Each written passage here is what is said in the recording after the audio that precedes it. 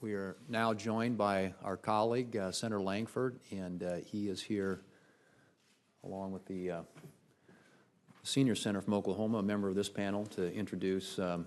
Droegemeier. Senator Lankford, welcome. Thank you. It's an absolute honor to be able to be here as well and to be able to speak for Kelvin Droegemeier. I'll make just a brief, short statement on his behalf because I know you'll have a lot of important business to be able to do, but just to be able to give you some context on this. Dr. Droegemeier has served as science and engineering research and education communities at the national level for more than 25 years.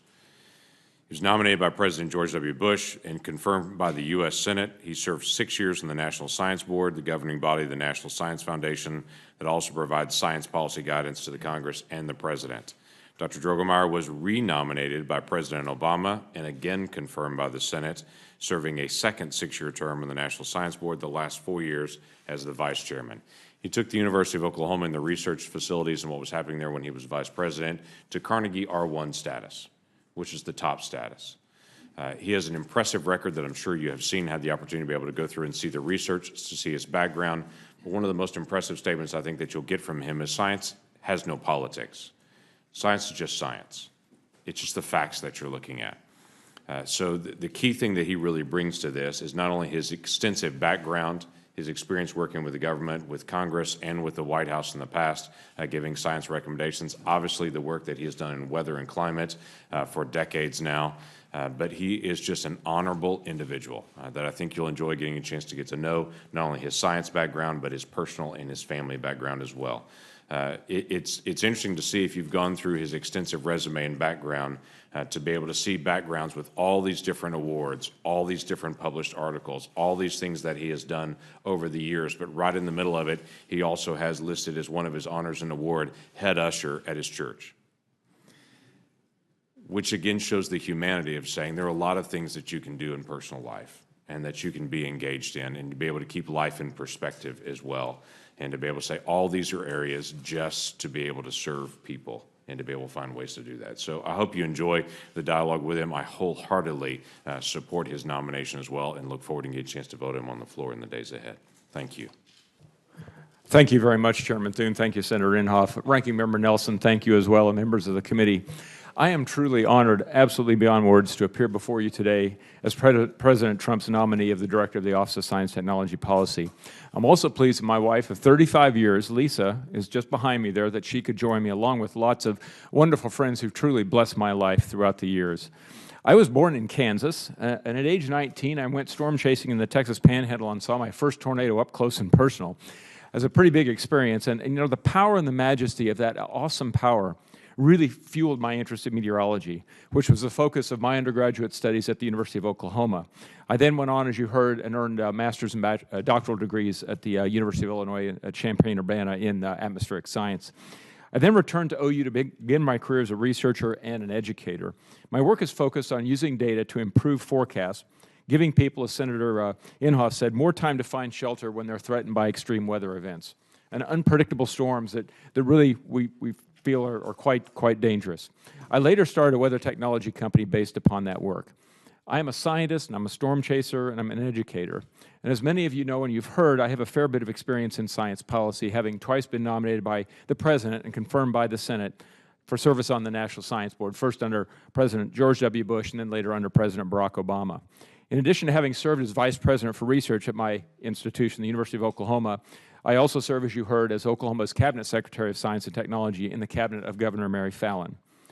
You know, we live in a time of absolutely extraordinary possibilities. The pace of discovery is accelerating, and the global science and engineering ecosystem is rife with both competition and opportunities for cooperation.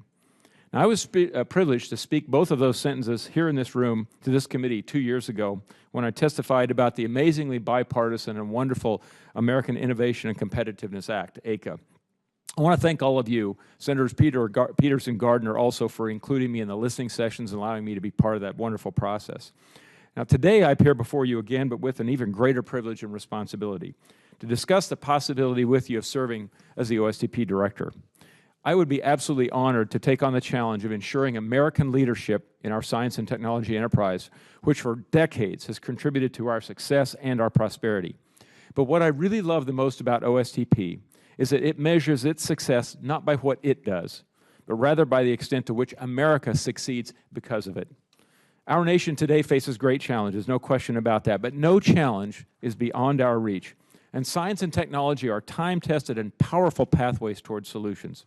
If confirmed, I will work closely with this committee, with other members of Congress, with my colleagues throughout the federal government and the academic and private sector enterprises to ensure robust American leadership in science and technology.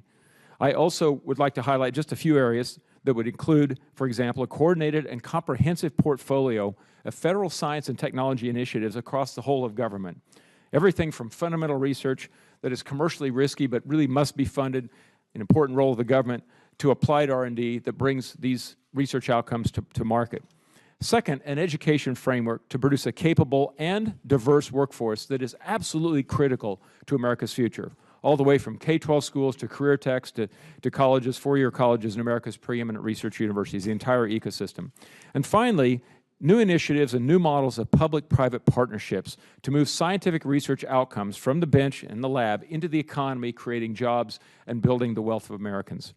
There are an increasing number of threats to science and technology in America. I think you're all aware of that.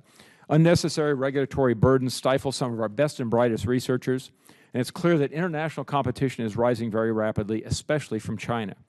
Now, China has the wealth and the expressed desire to challenge our important leadership, our long-standing leadership. We have to recognize that challenge, but we also must embrace the value of collaboration. You know, global research is not a zero-sum game, and so all progress is valuable. But American leadership ensures that American values remain at the forefront of technological development. We are, in fact, in a time of unprecedented opportunity. The tools and technologies and research capabilities of this country are absolutely unmatched in the world. And our scientists and engineers enjoy something very, very unique, and that is an unprecedented freedom to explore the boundaries of what's possible in their creative minds. But we must not simply be comfortable simply to maintain. We must accelerate our progress through more effective planning, strategic investments, and by eliminating barriers that unnecessarily hinder us without sacrificing our fundamental freedoms.